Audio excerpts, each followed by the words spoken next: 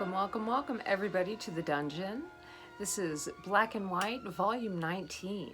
What we're going to be talking about today are different voids in your bead, or open spaces. Voids are interesting in themselves just by thinking about what a void is. Yet open spaces seems like kind of what we're going to be doing here.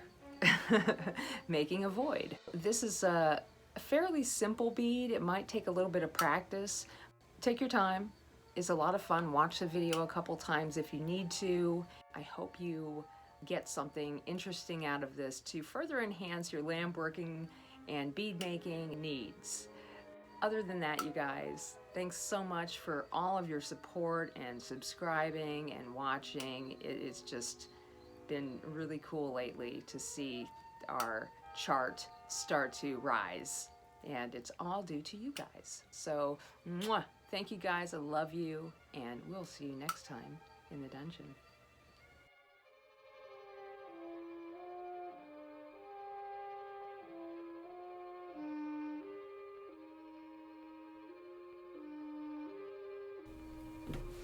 All right, let's get right into this because there is a lot that happens right here at the beginning of this bead. The first thing you want to do is plan out where you want your open spaces to be. And you're going to mark your spaces just with spacer beads. So I want to have an open space between those beads here.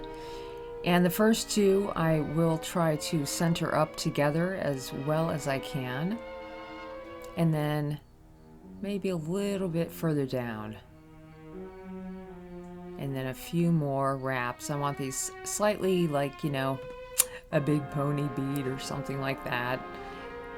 And then I will spend my time watching the hot ones cool down and keep them on center while I heat up the other beads.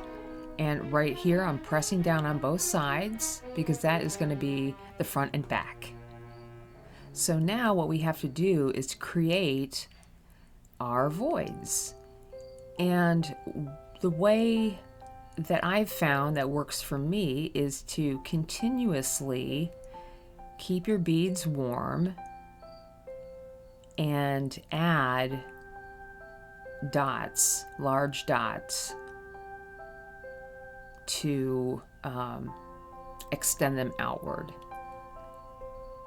And I'll add quite a few. I'll add like maybe 3 dots on both sides, and then I'll spend a little time. You have to spend a little time no matter what, kind of like, playing the harmonica with this back and forth, keeping everything warm and hot, and now I'm just pressing very gently where I want things to start going, like towards the middle or towards the back.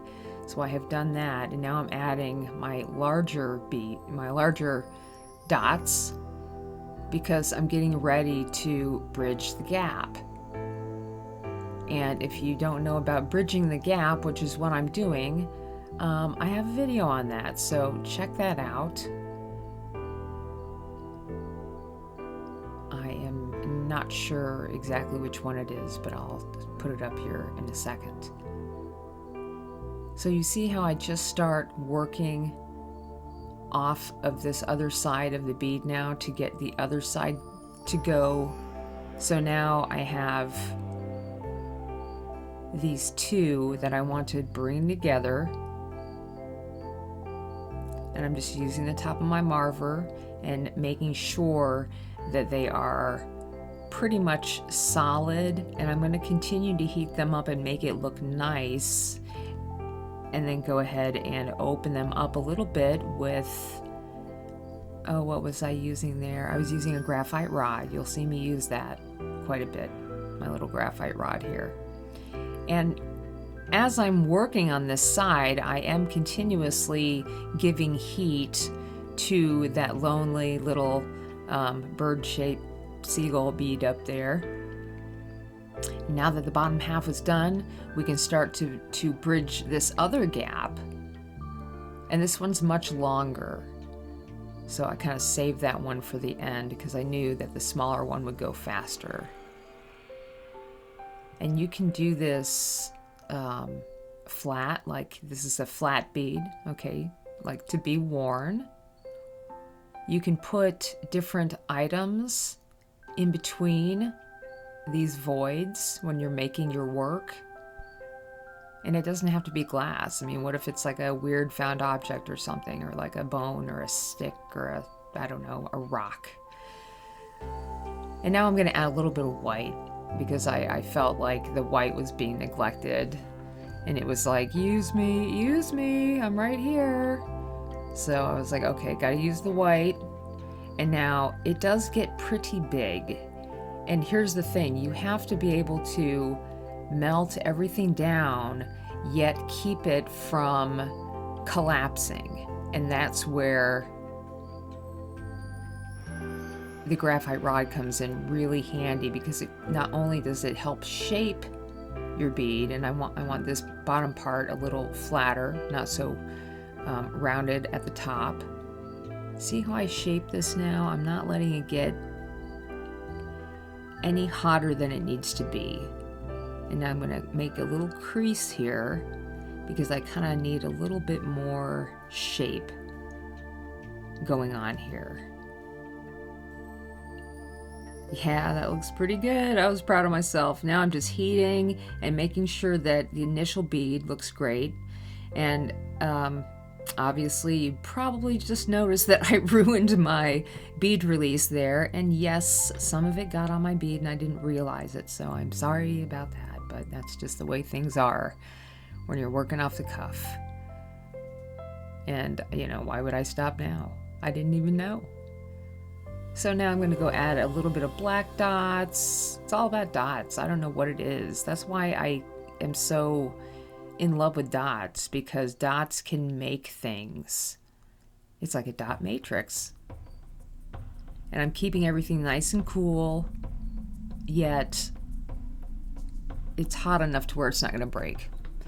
And I want to put these larger, it's almost like a little animal to me, but I didn't want it to be like, oh, here's this animal. Like, here's this, oh, she's making a bear. It can be whatever you want it to be. It just so happened that this is the way it turned out in my sketch, and that's how I made it. And I think it's kind of cool that it is kind of resembling an animal. I'll have to give him a name or something. So the whole time you're doing this, here's a little bit of the end part. You're just trying to maintain the shape and the flatness of the bead, making sure it's not warping at all. I'm putting my final dots on there, and this little guy's done. It took some time, but we did it, and I'm really happy with this, you guys. I hope you are too, and we'll see you soon.